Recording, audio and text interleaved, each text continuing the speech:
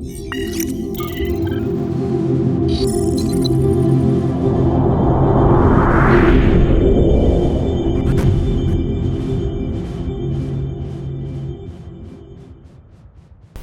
विद्यार्थियों, वंदे मातरम। आज मैं उपस्थित हूं आप सभी के सामने RAS 2023 के हमारे नए आरंभ बैच के पहले शेड्यूल को एक्सप्लेन करने के लिए। मैं आगे बढ़ूं उससे पहले मैं अपनी एक बात हमारे युवा साथियों के सामने रखना चाहता हूं। वर्तमान युवा की मैं एक कमी, एक कमजोरी देखता हूं, और वो कमी, वो कमजोरी ये है कि अधिक संख्या युवा शॉर्टकट की तलाश कर रहे हैं। वे चाहते हैं कि जल्दी से बस वो अपने लक्ष्य को, अपने गोल को प्राप्त कर ले। मैं युवा साथियों से ये कहना चाहूंगा, हमारे विद्यार्थियों से, हमारे बच्चों से ये कहना चाहूंगा कि जीवन के किसी भी क्षेत्र में कोई शॉर्टकट नहीं होता। मेहनत करनी पड़ती है, पसीना बहाना पड़ता है, तपना पड़ता है, तब जाके लक्ष्य प्राप्त होता है। इस बात को आत्मसात कर लें, समझ लें, ताकि किसी प्रकार का कोई भ्रम आपके मस्तक में उत्पन्न न हो। तो खैर, शेड्यूल की बात करते हैं। RAS 2023 का बैच अभी हमने आरंभ किया है 16 मार्च से। तो 16 मार्च से आरंभ इस बैच में जो शेड्यूल है उसे आप आश्रम के शेड्यूल कॉलम में देख सकते हैं। शेड्यूल आश्रम की एक कार्य योजना है जिसमें हम ये बताते हैं कि विद्यार्थी को क्या पढ़ना है और कहां से पढ़ना है। बस नए विद्यार्थी इस बात को समझ सकें, ये मैं आप सभी को बताना चाहूंगा। आश्रम का ये राजस्थान प्रशासनिक सेवा 2023 का पहला शेड्यूल है।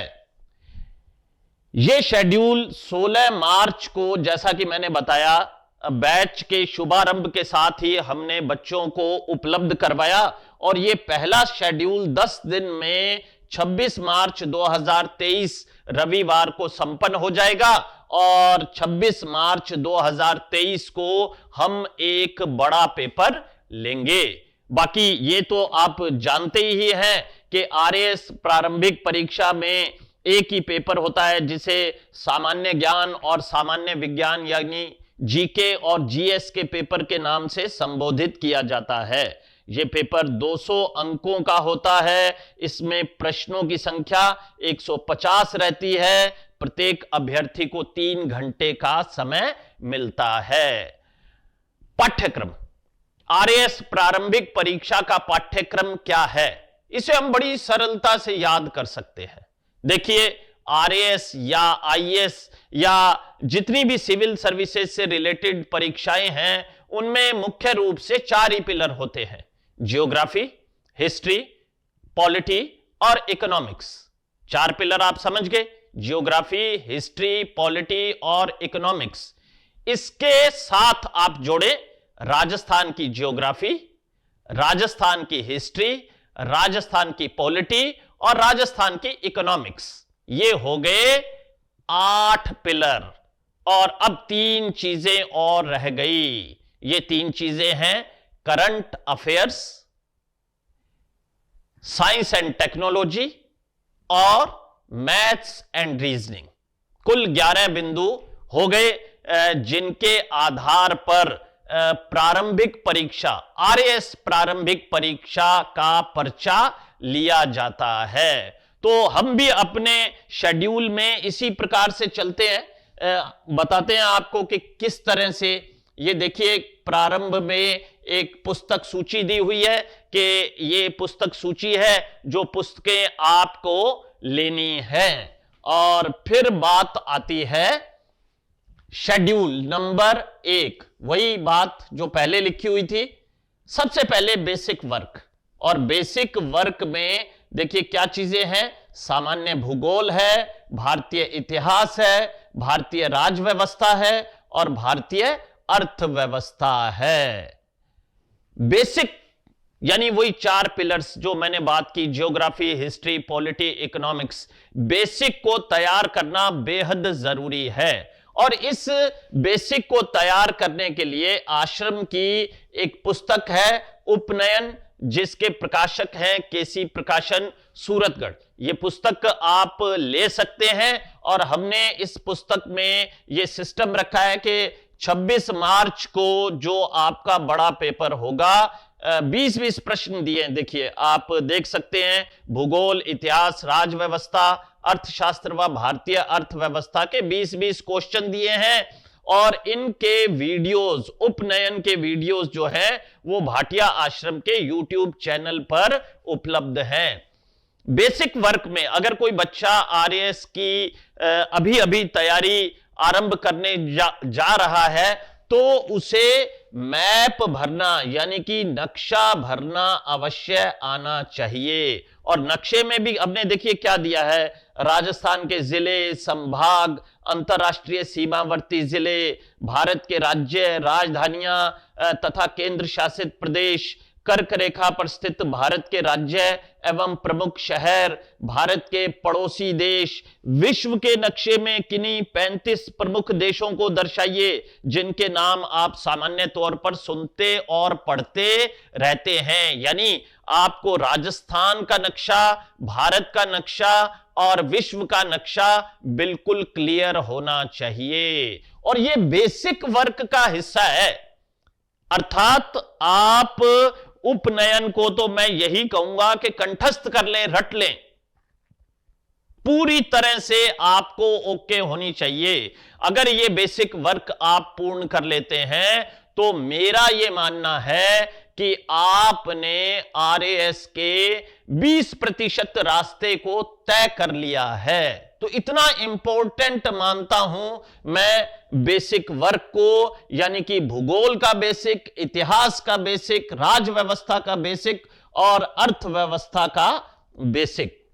फिर बारी आती है राजस्थान का इतिहास, कला, संस्कृति, साहित्य, परंपरा एवं विरासत। देखिए 11 खंडों की मैंने बात की थी आपसे अभी कि पाठ्यक्रम में 11 खंड हैं। अगर आप राजस्थान लोक सेवा आयोग की साइट से पाठ्यक्रम को डाउनलोड करेंगे, अभी 2021 का पाठ्यक्रम उस पर उपलब्ध है, तो आपको जो 11 खंडों में पहला नाम मिलेगा वो है राजस्थान का इतिहास, कला, संस्कृति, साहित्य, परंपरा और विरासत।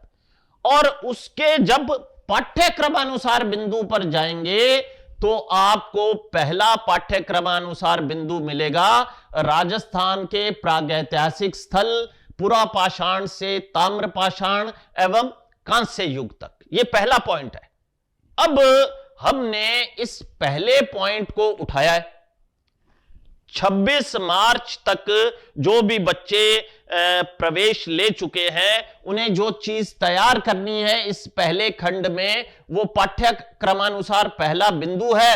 और जिन किताबों को पढ़ना है, देखिए कक्षा 6 की पुस्तक है राजस्थान अध्ययन भाग फर्स्ट, राजस्थान राज्य पाठ्य पुस्तक मंडल की यह किताब है। और राजस्थान एक परिचय टॉपिक आपको तैयार करना है, राजस्थान का इतिहास, राजस्थान का इतिहास जानने के स्रोत, राजस्थान में प्राचीन सभ्यता स्थल। फिर बारी आती है 10वीं की पुस्तक की, जिसका नाम है राजस्थान का इतिहास एवं संस्कृति। यह पुस्तक राजस्थान राज्य पाठ्य पुस्तक मंडल जयपुर के द्वारा प्रकाशित है। और इसका एकमात्र अध्याय हमने उठाया है। उस अध्याय में भी पृष्ठ संख्या 1 से 7 तक के को ही शामिल किया गया है। इसका कारण है कि हमारा जो पाठ्य बिंदु है पुरापाषाण से ताम्रपाषाण एवं कांस्य युग तक, वो कक्षा 10 की पुस्तक के पृष्ठ संख्या 1 से 7 तक के मध्य ही संपन्न हो जाएगा। यह लिखा है कि राजपूतों की उत्पत्ति से पहले तक। फिर बात आती है इस बिंदु को विस्तृत रूप से पढ़ने की। तो श्री वीरेंद्र प्रताप सिंह राठौड़ और श्री समर्थ पटेल की जो किताब है राजस्थान का इतिहास, कला, संस्कृति, साहित्य, परंपरा और विरासत, उसमें बहुत ही सुव्यवस्थित तरीके से आप पढ़ पाएंगे हमारा ये पहला बिंदु, यानी कि राजस्थान के प्रागैतिहासिक स्थल पुरा पाषाण से ताम्र पाषाण एवं कांस्य युग तक। तो देखिए बहुत ही सिस्टमैटिकल है। कई बार ना बच्चा एक बिंदु को लेकर बड़ा ही दिग्भ्रमित होता है कि बाजार में तो बहुत सारी पुस्तकें हैं, मैं कौन सी पढ़ूं, मैं ये भी पढ़ लूं, मैं ये भी पढ़ लूं, मैं ये भी पढ़ लूं। हमें ऐसा नहीं करना।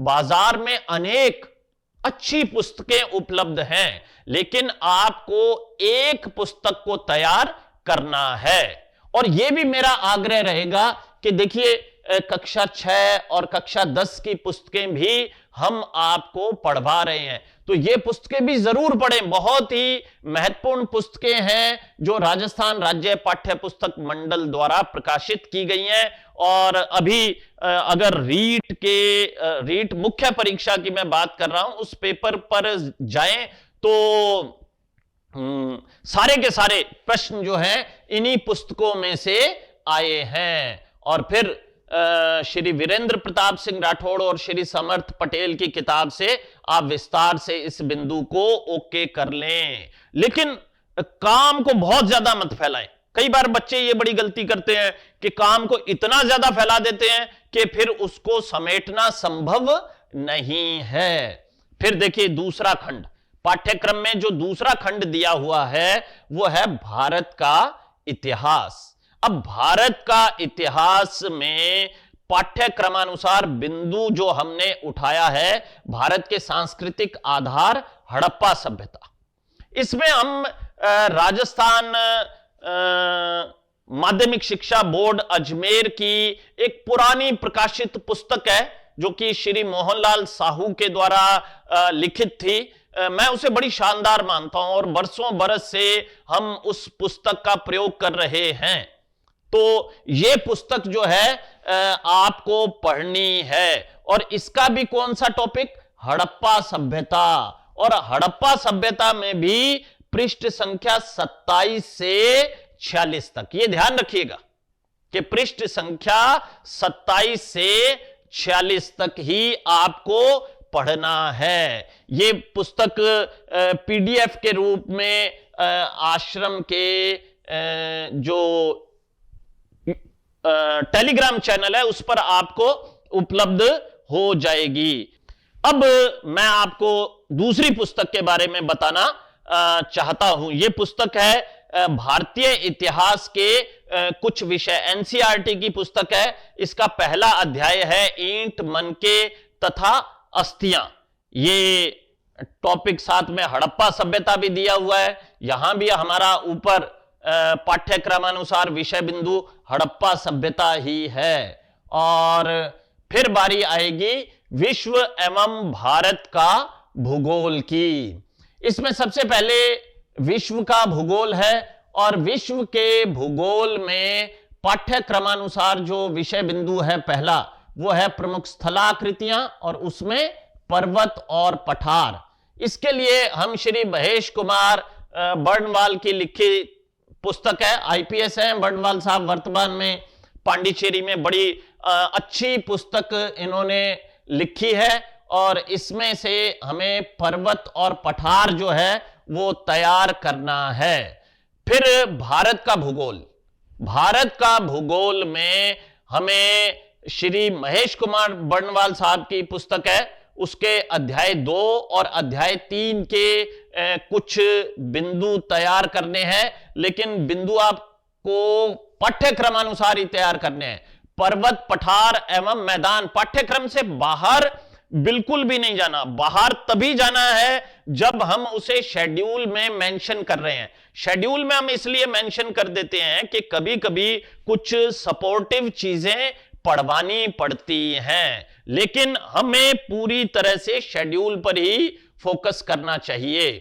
फिर भारत भौतिक पर्यावरण एनसीईआरटी की पुस्तक है। देखिए यहां हमने बिल्कुल स्पष्ट रूप से मेंशन किया है कि नोट, यद्यपि हमारे पाठ्यक्रमानुसार विषय बिंदु में सिर्फ पर्वत, पठार एवं मैदान है, परंतु आपको निम्न दोनों अध्याय पूरे पढ़ने और तैयार करने हैं। कक्षा 11 की यह पुस्तक है भारत भौतिक पर्यावरण। इसमें भारत की स्थिति, संरचना तथा भू आकृतिक विज्ञान, इसके अतिरिक्त भाटिया आश्रम के नोट्स की पीडीएफ भी आपको आरएएस के टेलीग्राम चैनल पर उपलब्ध हो जाएगी। फिर बारी आती है राजस्थान का भूगोल की। तो राजस्थान भूगोल में हमने राजस्थान अध्ययन भाग फर्स्ट जो कक्षा 6 में लगती है उसका एक टॉपिक उठाया है, राजस्थान का भौतिक स्वरूप। और इसके अतिरिक्त राजस्थान हिंदी ग्रंथ अकादमी की राजस्थान का भूगोल पुस्तक है, जो कि डॉक्टर हरिमोहन सक्सेना के द्वारा लिखी हुई है। बड़ी शानदार पुस्तक है, लेकिन आंकड़े इसमें थोड़े से पुराने हैं, तो कई बार बच्चे जो हैं ये शिकायत करते हैं कि सर आंकड़े पुराने हैं। तो आंकड़े आप छोड़ दीजिए, आंकड़े मत पढ़िए, नए आंकड़े पढ़ लीजिए। लेकिन पुस्तक बहुत उपयोगी है, क्योंकि जितने भी प्रश्न बनते हैं वो इसी पुस्तक से बनते हैं, मैं महसूस करता हूं। फिर बात आती है भारतीय संविधान, राजनीतिक व्यवस्था और शासन प्रणाली की। इसमें आपको भारत की राजनीतिक व्यवस्था श्री एम लक्ष्मीकांत की बड़ी प्रचलित पुस्तक है, उसका ही अध्ययन करना है। तो बाकायदा बता दिया है कि कौन कौन से टॉपिक आपको पढ़ने हैं। राजस्थान की राजनीतिक एवं प्रशासनिक व्यवस्था, इसमें भी हम राजस्थान हिंदी ग्रंथ अकादमी की पुस्तक है राजस्थान प्रशासनिक एवं राजनीतिक व्यवस्था, जो कि डॉक्टर जनक सिंह मीणा साहब की लिखी हुई है, उसका प्रयोग हम लोग आपको करवा रहे हैं। और पहला टॉपिक जो हमने लिया है वो है राज्यपाल। फिर राजस्थान की अर्थव्यवस्था, हमारा जो टॉपिक आ रहा है राजस्थान की अर्थव्यवस्था। तो राजस्थान की अर्थव्यवस्था में हम आपको करवा रहे हैं आर्थिक समीक्षा 2022-23, आर्थिक विकास के मुख्य सूचक और सारांश। लेकिन आपको नहीं भूलना कि इस के अंदर इस टॉपिक से पहले एक टॉपिक और भी है, वो है अर्थशास्त्र एवं भारतीय अर्थव्यवस्था। तो ये हम आगामी शेड्यूल से आरंभ करेंगे, और ये जो आर्थिक अवधारणाएं एवं भारतीय अर्थव्यवस्था की किताब हम लगवाएंगे, श्री मनमोहन शर्मा द्वारा लिखित पुस्तक है भारतीय अर्थव्यवस्था, जो कि डीएलएस पब्लिकेशन से प्रकाशित है, वो आरंभ कर दी जाएगी। मनमोहन जी बहुत ही जुड़े हुए हैं आश्रम से, और वर्तमान में नाथ द्वारा में एसडीएम है, इकोनॉमिक्स के बहुत जबरदस्त विद्वान हैं, और पिछली आरएएस भर्ती परीक्षा में दूसरी रैंक मनमोहन जी ने प्राप्त की थी। विज्ञान एवं प्रौद्योगिकी, ये एक बड़ा ही महत्वपूर्ण बिंदु है। विज्ञान एवं प्रौद्योगिकी महत्वपूर्ण बिंदु इसलिए है, खासकर कला वर्ग के विद्यार्थियों के लिए। इस बार विज्ञान एवं प्रौद्योगिकी का जो मुख्य परीक्षा का पर्चा है वो थोड़ा सा मुश्किल होने वाला है, ये मेरा अनुमान है। पिछली बार सरल था, क्योंकि पिछली बार क्या किया कि पाठ्यक्रम को बदला और विज्ञान एवं प्रौद्योगिकी का पाठ्यक्रम चेंज हुआ, और जैसे ही चेंज हुआ तो तत्काल पेपर भी था। तो मैंने ये देखा कि विज्ञान एवं प्रौद्योगिकी बड़ी सामान्य थी, ये बात मैंने बच्चों से कही भी थी। 2021 वाले बैच की बात कर रहा हूं मैं। और अब विज्ञान एवं प्रौद्योगिकी आएगी टफ, ये मेरा एक अनुमान है, और उसमें कला वर्ग के विद्यार्थी को भी वही अप्रोच प्रेजेंट करनी है जो विज्ञान वर्ग का विद्यार्थी प्रस्तुत करेगा। तो इस बात को समझ लीजिए। स्पेक्ट्रम हम लोग इसके लिए पढ़ रहे हैं, स्पेक्ट्रम विज्ञान एवं प्रौद्योगिकी। कई बार ये लगता है कि अरे भाई पुस्तक तो बहुत बड़ी है, मोटी है, लेकिन आरएएस बनना है तो पढ़नी पड़ेगी, ये एक स्पष्ट सी बात है। तो अध्याय 8 इसका है सूचना एवं प्रौद्योगिकी, जो कि आपको तैयार करना है। इसके अतिरिक्त इस टॉपिक के भाटिया आश्रम द्वारा तैयार नोट्स भी हैं, जो कि पीडीएफ आश्रम के आरएएस के टेलीग्राम चैनल पर उपलब्ध रहेगा। ये बकायदा यहां पर मेंशन है टेलीग्राम चैनल का लिंक। अगर आपने बैच में प्रवेश ले लिया है तो कृपया टेलीग्राम को अवश्य प्रयोग करें, जुड़ जाएं। फिर तार्किक विवेचन है मानसिक योग्यता। तो इसमें पहला जो खंड है वो मानसिक योग्यता का है। ये पाठ्यक्रम अनुसार बिंदु जरूर पढ़ लिया कीजिए। रीजनिंग की किताब है जो कि श्री गुरुदेव सिंह द्वारा लिखित है। इस पुस्तक में से संख्या अक्षर अनुक्रम ये 26 मार्च के पेपर में आपसे पूछा जाएगा। और आधारभूत संख्यात्मक योग्यता ये नवीन अंकगणित श्री आर.एस. अग्रवाल साहब की है। अनुपात और समानुपात टॉपिक जो है हमने दिया है। और करंट अफेयर्स, तो करंट अफेयर्स में हम लोग मार्च की क्रोनोलॉजी इस बार पढ़ने जा रहे हैं। तो ये बड़ा प्रारंभिक परीक्षा का पर्चा है जो कि आपको तैयार करना है। 3 घंटे का समय रहेगा। आप ऑनलाइन हैं या ऑफलाइन हैं, सेम ही पेपर होगा। और ऑफलाइन बैच के विद्यार्थियों का तो पेपर ठीक वैसे होता है जैसा कि वो परीक्षा केंद्र में देने के लिए जाते हैं। तो बहुत ज्यादा काम नहीं है, ये आपको तैयार करना है। लेकिन इस कार्यविधा में एक बात और बता दूं कि इस बड़े पेपर के, जो कि 26 मार्च को होने जा रहा है, कुछ छोटे खंड भी हमने तैयार किए हैं जिसमें छोटे पेपर लिए जाएंगे। जैसे कि शेड्यूल फर्स्ट 17 मार्च 2023 शुक्रवार को होगा। फिर उसके बाद शेड्यूल सेकंड 20 मार्च 2023 सोमवार को होगा। 22 मार्च 2023 को तीसरा पेपर होगा बुधवार को। और फिर 24 मार्च 2023 शुक्रवार को चौथा पेपर होगा। ये वही पाठ्यक्रम है जिसका बड़ा पेपर 26 मार्च को आयोजित किया जाना है। उसे छोटे छोटे टुकड़ों में बांटकर आपके छोटे पेपर लिए जाएंगे। और इस तरह से आपका प्रारंभिक परीक्षा का जो पाठ्यक्रम है पहले शेड्यूल का, वो संपन्न हो जाएगा। तो ये शेड्यूल का सिस्टम है, आपको इसे समझना है। आश्रम के ऐप के शेड्यूल कॉलम में जाकर आप देख सकते हैं। यहां पर मैं आपसे एक आग्रह और भी करूंगा। जब भी आप किसी संस्थान से जुड़ें, देखिए प्रत्येक गुरु जो है वो बहुत ही बेहतरीन होता है, क्योंकि प्रत्येक गुरु के मन में, दुनिया में जितने भी टीचर्स हैं उनके मन में एक इच्छा है कि उनका विद्यार्थी अवश्य चयनित हो, और वो इसके लिए बहुत ही मेहनत करते हैं, प्रयास करते हैं। विद्यार्थी का भी ये दायित्व है कि वो जिस भी गुरु का चयन करे उनके प्रति श्रद्धा रखे। तो अगर आप आश्रम में तैयारी कर रहे हैं तो इस शेड्यूल के अनुसार काम करें, बगैर किसी भी प्रकार की अपनी स्वयं की योजना बनाए।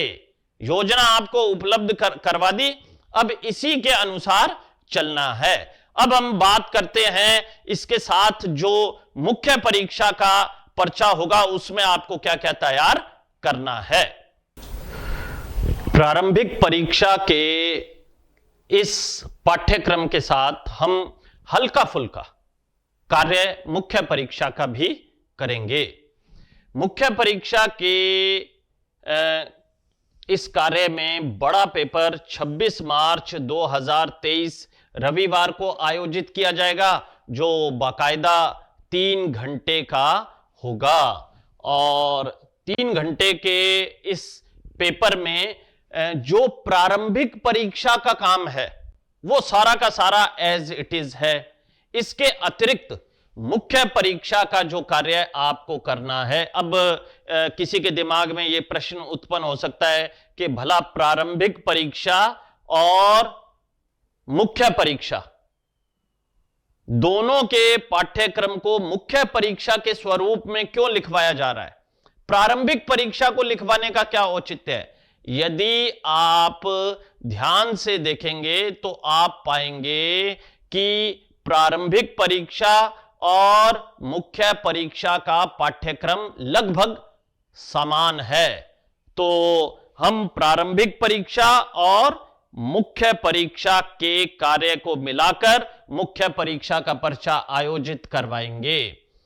इसमें हम लोग जो कार्य आपको करवाने जा रहे हैं मुख्य परीक्षा के रूप में, वो समाजशास्त्र, प्रबंधन, लेखांकन एवं अंकेक्षण का है। पहला टॉपिक जो हमने उठाया है वो है समाजशास्त्र और इसका पाठ्यक्रमानुसार विषय बिंदु है भारतीय समाज में जाति और वर्ग, प्रकृति, उद्भव, प्रकार्य और चुनौतियां। और यही टॉपिक जो है ठीक आशीर्वाद पब्लिकेशन की गाइड है जिसे श्री राजेंद्र सिंह चौधरी ने लिखा है, उसमें से आपको तैयार करना है पृष्ठ 1 से 40 तक। तो इस गाइड को ले लीजिए और तैयार कीजिए। बहुत ज्यादा अभी आपको मुख्य परीक्षा में नहीं उलझना है क्योंकि जैसा कि माना जा रहा है कि जल्द ही वैकेंसी आने वाली है, तो छोटे छोटे मुख्य परीक्षा के बिंदुओं को हम लोग तैयार करते रहेंगे। और फिर बारी आती है लोक प्रशासन एवं प्रबंधन की अवधारणाएं, मुद्दे एवं गत्यात्मकता की। और इसमें जो पाठ्यक्रमानुसार बिंदु हम उठा रहे हैं वो प्रशासन एवं प्रबंध, अर्थ, प्रकृति एवं महत्व, विकसित एवं विकासशील समाजों में लोक प्रशासन की भूमिका। किताब है लोक प्रशासन एवं प्रबंधन, श्री राजकुमार कसवा की लिखी हुई। टॉपिक आप देख रहे हैं प्रशासन एवं प्रबंध, विकसित एवं विकासशील समाजों में लोक प्रशासन की भूमिका। इसके अतिरिक्त सामान्य हिंदी का काम हमारा चल रहा था पहले भी और अब भी मुख्य परीक्षा में चलता रहेगा। पाठ्यक्रमानुसार उपरोक्त बिंदु हमने लिए हैं और सरल हिंदी व्याकरण एवं रचना मंजरी जो कि श्री गिरवर सिंह शेखावत के द्वारा लिखित है, उसमें से ये बिंदु आपको तैयार करने होंगे। बहुत ज्यादा काम नहीं है, बहुत ही सामान्य सा काम है। एक राउंड आप पहले भी निकाल चुके हैं, ये तो दूसरा राउंड सामान्य हिंदी का शुरू हुआ है। नए विद्यार्थियों को ध्यान में रखते हुए काम को बहुत ही कम किया गया है। और जनरल इंग्लिश आगामी शेड्यूल से आरंभ की जाएगी। आगामी शेड्यूल से आपको जनरल इंग्लिश का, सामान्य अंग्रेजी का काम भी मिलने लग जाएगा। तो आपने देख लिया ये हमारा बड़ा जो पाठ्यक्रम है उसका मटेरियल रहेगा मुख्य परीक्षा के लिए। और फिर इसी को हम छोटे पेपर्स में भी आयोजित करेंगे। मुख्य परीक्षा का छोटा पेपर 21 मार्च 2023 मंगलवार को होगा पहला छोटा पेपर, और उसके बाद होगा 23 मार्च 2023 गुरुवार को, और तत्पश्चात बस 2 ही छोटे पेपर आयोजित इस बार हो पाएंगे। वैसे हर सप्ताह 2 पेपर होते हैं, इस बार 10 ही दिन का शेड्यूल है तो समय थोड़ा सा कम रहेगा। तो ये थी जानकारी हमारे शेड्यूल की, तो इसे आपने समझ लिया और इसके अनुसार कार्य करते रहिए, सफलता अवश्य मिलेगी। धन्यवाद। जय हिंद, जय भारत, जय राजस्थान।